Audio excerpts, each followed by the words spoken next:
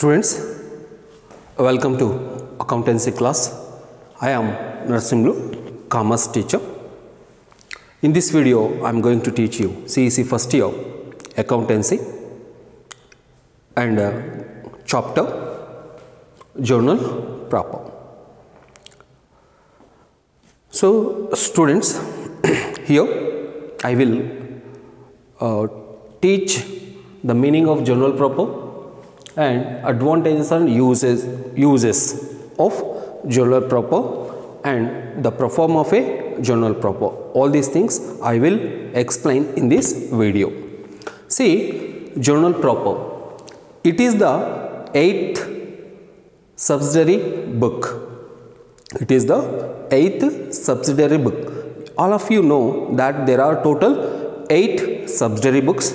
They are namely purchase book, purchase returns book, sales returns book, cash book, bills receivable book, bills payable book, and last one, that is 8th one, journal proper. In the previous videos, I have explained all other subsidiary books. So in this video, I will explain one of the last and final one, journal proper, that is the subsidiary book. Okay, so here this book can be used to record all the transactions which we cannot record in other 7 subsidiary books. Here the importance of this book is that we can go to record all the business transactions which we can't record in other 7 subsidiary books. And if you talk about the pro forma of this journal proper is similar to the ordinary journal book.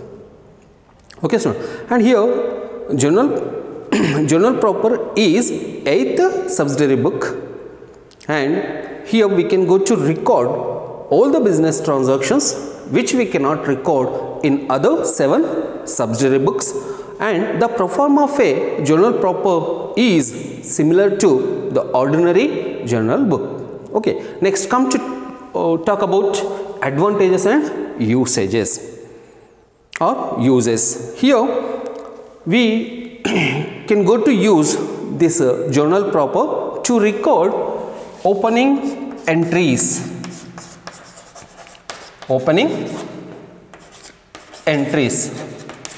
and also closing entries and transfer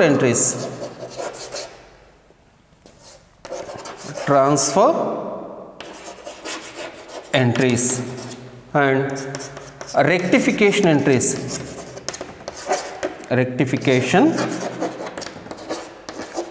entries. Okay, next adjustment entries,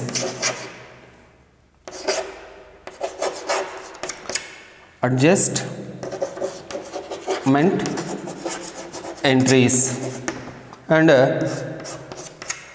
purchase of assets on credit entries. Similarly, sales of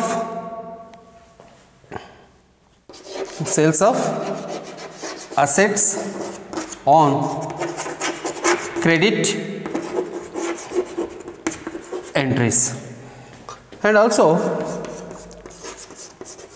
other entries like entries which we write at the time of goods destroyed by fire or theft. Okay, or entries which are related to consignment. All these entries we can go to write in the journal proper. So see once again what are the entries that we are written in the journal proper. So these are the entries, so many varieties of entries we are going to record in the journal proper. See what are the ones we can go to observe, what are the entries that we write in the journal proper. First one, opening entries. I will explain about all these things in the next video. So just you can go to observe what are the entries that we record in the journal proper. Opening entries, second one closing entries, and third one transfer entries, and fourth one rectification entries, and fifth one adjustment entries, and sixth one purchase of assets on credit entries, and second sale of assets on credit entries, and other entries. Here other entries includes entries related to consignment business, okay, or entries which we write at the time of stock destroyed by fire or stock theft, okay. So these are the variety of entries we can go to enter in the journal proper, okay students. So I hope you understood what does it mean journal proper and what are the entries that we write in the journal proper. And here, and you can go to see the pro forma of a journal proper. It's I already told you, it is similar to ordinary journal. So if you talk about ordinary journal, there will be 5 columns.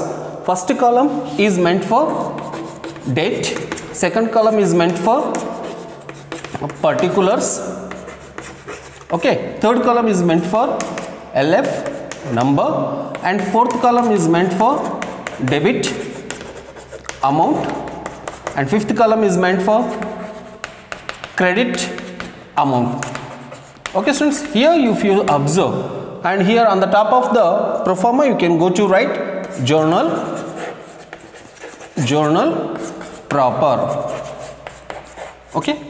So this is the pro forma of a journal proper. Students, in this video you understood the meaning of journal proper, the entries that we record in the journal proper, and the pro forma of a journal proper, which is similar to ordinary journal book. Okay students, thank you for watching this video.